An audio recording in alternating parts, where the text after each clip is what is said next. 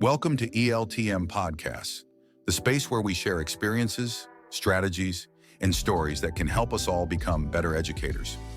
Today's episode is about something every teacher deals with, no matter where or what they teach: classroom management. But this isn't just about rules and regulations. It's about creating a space where learning thrives, where students feel respected, and where you, as a teacher, feel in control and confident. It's about teaching with love, guiding with understanding, and leading with purpose. Classroom management is both an art and a science. It requires patience, intuition, and a sense of presence that makes students know you are there, fully engaged, and committed to their growth. It's not just about being strict or maintaining order. It's about building trust, mutual respect, and a sense of community. It's about finding the balance between being firm and being kind. One of the most important lessons I've learned is to teach with love. Love your students as if they were your own children. When you step into the classroom with this mindset, you're not just imparting knowledge. You're nurturing young minds, guiding them, and helping them find their place in the world. Consider educating them before you even begin teaching them. Be calm, composed, and speak less. But when you do speak, make sure your words carry weight. At the same time, wear a smile. Your calmness will be the anchor in the often turbulent sea of a classroom, and your smile will be the warmth that invites your students to learn. And then there's the power of eye contact. It might seem simple, but it's incredibly effective. When you look a student in the eye, you're saying, "I see you. I know you're here." It establishes a connection that goes beyond words. But also remember, when there's a disruption or misbehavior, don't immediately react with anger or engage in a lengthy discussion about why a student did what they did. Just look at them steadily. Let your gaze say what words cannot. Often, silence combined with steady eye contact is more powerful than any reprimand. Now, here's something I found invaluable.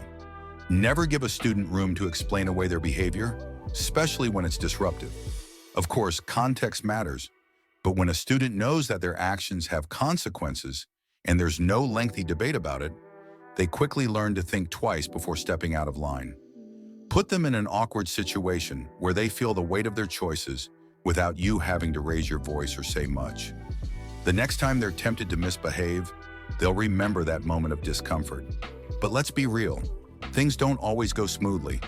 If a situation starts to escalate, it's essential to remain calm. Sometimes simply looking at the student is enough to make them realize they're out of line.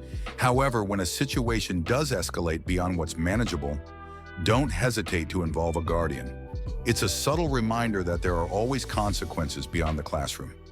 Managing a classroom effectively also involves mastering the art of the reply. Every word we speak in the classroom should be measured, thoughtful, and purposeful. Learn to respond, not react. Your replies should reflect your wisdom, maturity, and understanding, not anger or frustration. Never say things you can't carry out. Your words should always align with your actions. Consistency in this regard builds trust and respect. Always keep an eye on your students' work while they're writing, reading, or engaged in tasks. Don't just stay at the front of the room. Move around, observe, and make your presence felt. Learn the characters of your students, the quiet ones, the disruptive ones, the ones who are always eager to answer.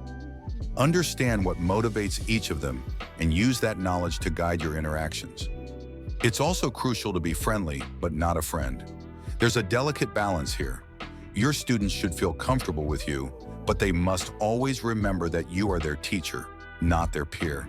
This keeps the boundaries clear and the respect intact. Noise in the classroom can be a constant battle. It usually starts gradually, a whisper here, a giggle there. Don't let it grow. Address it right from the start. Don't underestimate the small things. What seems like a minor disruption can quickly escalate if left unchecked. Enforce the classroom code of conduct consistently and take it seriously.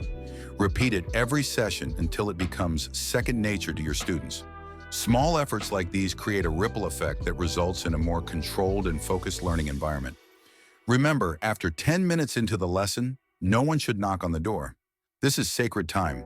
Don't let disruptions throw you off track, and don't get sidetracked from your lesson plan. Keep things professional. Don't improvise without a purpose, and never just read from the book. Be prepared. Plan your lessons so you know exactly where you're going and how you'll get there. This shows your students that you respect their time and are committed to their learning. Always divide the whiteboard effectively. Use different sections for different purposes, new vocabulary, grammar points, and key ideas. This helps students organize information visually and keeps them focused on the key elements of the lesson.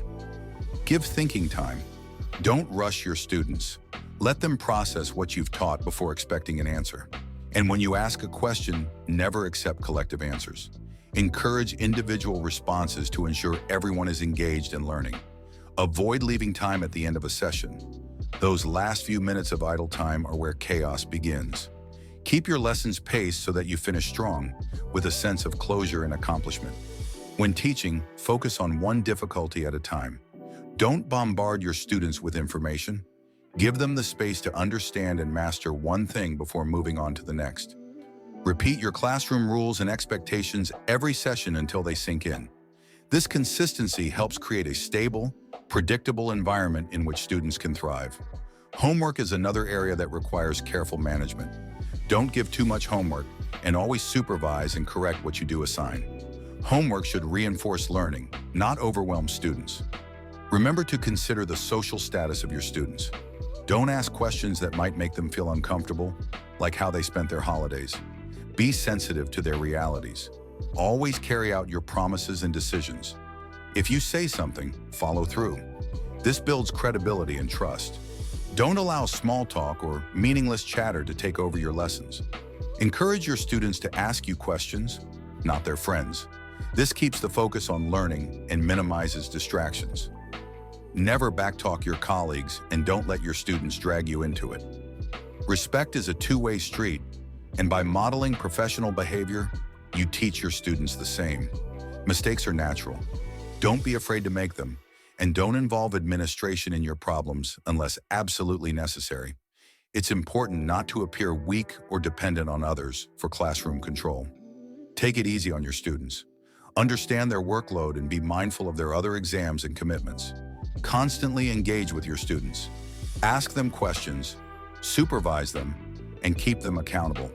Maintain a respectful, official relationship with the administration. Don't build overly strong relationships at school. Keep it cordial and professional.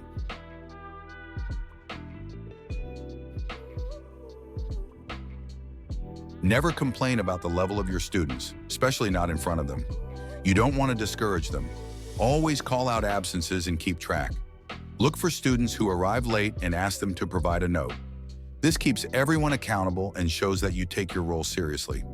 At the beginning of a lesson, wait a few minutes for your students to settle down. Don't start speaking until everyone is silent. Use these moments to look around the room and establish your presence. When you speak, your students will know it's time to focus. Never leave spare time at the end of a lesson. This is where problems often arise. Fill every minute with purpose. Don't act out or shout. If students become disruptive, simply stand and wait. If they don't quiet down, calmly implement a consequence. Consistency and calm authority speak louder than any shout. Classroom management is about much more than keeping order. It's about creating a space where students feel safe, respected, and inspired to learn. It's about showing them that you care, not just about their grades, but about them as individuals.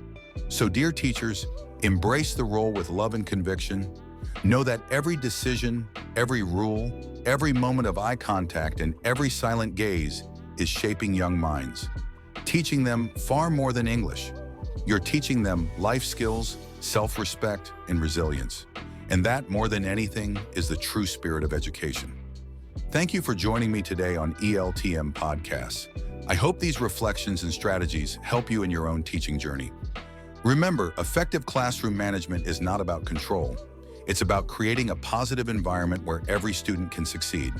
Until next time, keep inspiring, keep leading, and keep teaching with heart.